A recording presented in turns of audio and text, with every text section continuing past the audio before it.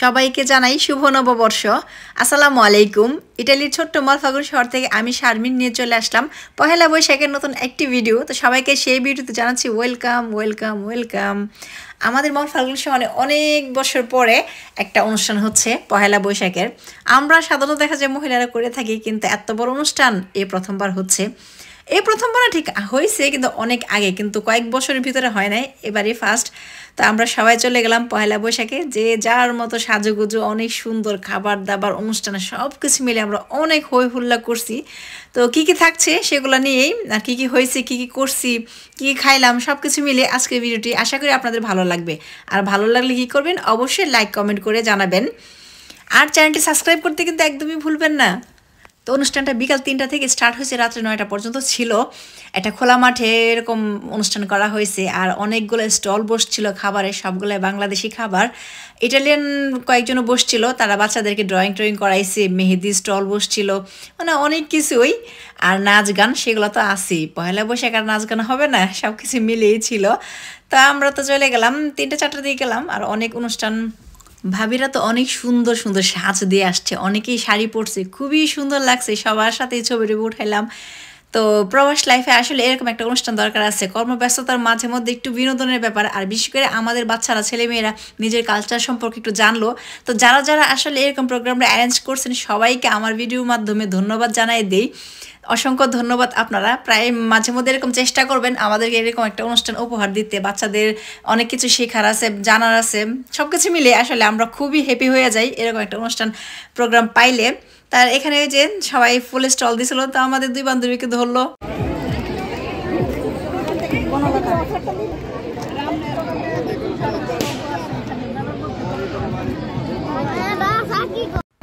আমাদের মেয়েরা অনেক মজা পাইছে। এই তো আমার মেয়ের দল, তারাও তাদের মনের মতো ঘুরতেছে। তারা আজকে সাদা আর লাল পরে আসছে। মেয়েরা খুব এনজয় করছে, এসে বলতেছে মামা আমাদের দেশে পয়লা বৈশাখ এরকম হয়। আসলে তারা জন্মের পর দেখা নাই পয়লা বৈশাখ অনুষ্ঠানটা বাংলাদেশে কীরকমভাবে হয়। তো আজকে অনুষ্ঠানটা দেখতে পাই খুব মজা পাইছে বাচ্চারাও। এখানে মেয়েরা তাদের আঙ্কেলকে ফুল দিয়ে স্বাগতম জানাচ্ছে, কেন উনি নবনির্বাচিত কাউন্সিলর পদে পাশ করছে, সেই জন্য মেয়েরা খুশি হয়ে আঙ্কেলকে ফুল দিল। সব সুন্দরীরা দাঁড়াচ্ছে তো এখানে, এজন আসছি। এখানে আমরা আমাদের মেয়েদেরকে নিয়ে একসাথে দাঁড়িয়ে ছবি উঠে দিয়েছিলাম। তো তখন একটা সাংবাদিক চলে আসলো, বললো আপনাদেরকে মেলা সম্পর্কে কিছু একটা বলেন। অবশ্যই বলতে হবে। তো আমার সব বান্ধবীরা আমাকে ধরলো যে তুমি কিছু বলো। তো আমি বললাম মেলা সম্পর্কে। একজন কথা বলুন আমার একটু। হ্যাঁ, এটা টিভির জন্য সাক্ষাৎ, বাংলাদেশের জন্য, ঠিক আছে?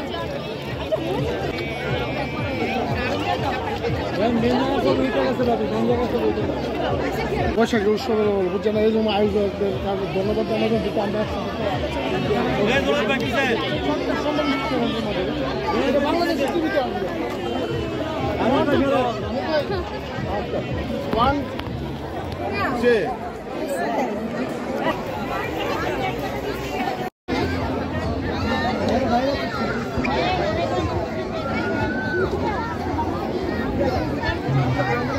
এটা একটা ইটালিয়ান স্টল ছিল, মানে স্কুলের ম্যাডাম তো বাচ্চাদেরকে সব ড্রয়িং করাইতেছে। আর সবচেয়ে বড় কথা, এখানে সব পিচি টিচি যা ছিল সবগুলো এখানেই ছিল, তারা ড্রয়িং করছে। আর আমরা বান্ধবীরা তো ছবি উঠাইলাম, অনেক খাইলাম দাইলাম। তো এখন ঝালমুড়ি খাওয়ার জন্য চলে গেলাম আরেকটা দোকানে। এভাবে ঝালমুড়িটা অনেক মজা ছিল, সত্যি কথা, আমরা অনেক মজা করে খাইছি। আমরা বাঙালিরা যেখানেই যাই না কেন নিজের দেশের খাবার খুব মিস করি। বাংলাদেশে তো দেখা যায় ফুটপাত যেখানে সেখানে রাস্তাতেও যে ঝালমুড়িগুলো পাওয়া যায়, এটাতে তো সেরকম পাওয়া যায় না। তো আজকে আমরা খুব মজা করে খাইলাম ঝালমুড়িগুলো পায়া, সবাই অনেক হ্যাপি হয়েছি আর অনেক টেস্টও হয়েছিল ঝালমুড়িটা। খাওয়া দাওয়া শেষ করে আমরা চলে গেলাম স্টেজে নাচ দেখার জন্য। নাচ গান শুরু হয়ে গেল। তো এই নৃত্যশিল্পীকে অন্য শহর থেকে নিয়ে আসছে। তো উনি প্রায় সময় কনসার্ট হলে আসে নাচতে। তো ওনার নাচগুলো অনেক সুন্দর ছিল। সাকিব খানের নতুন একটা ছবির গান দিয়ে, কপিরাইটের কারণে আমি গানটা দিতে পারলাম না। আসলে যে কন্যা কন্যা ওই গানটা দিয়ে ওনার নাচ। এখানে আমাদের মলফাগানের ছোট্ট একটা বুড়ি নাচছে, খুব সুন্দর করে নাচ। ওই যে মেলায় যাই রে একটা গান আছে না, ওই গানটা দিয়ে অনেক সুন্দর হয়েছে তার নাচটা, সবাই অনেক মজা পাইছে। পিচিগুলো আসলে দেখা যায় এই বয়সে নাচের প্রতি একটা নেশা থাকে। এই বয়সে আমার বড় একটা আরেকবার কনসার্ট হয়েছিল, ওখানে নাচ ছিল, কিন্তু এখন তো মাশাআল্লাহ বড় হয়ে গেছে, তাই আর ওরকম মন মানসিকতা নাই। তো আয়াতপুরের আবার নাচের একদমই নেশা নাই, আমার 2 মেয়ে একদমই ব্যতিক্রম।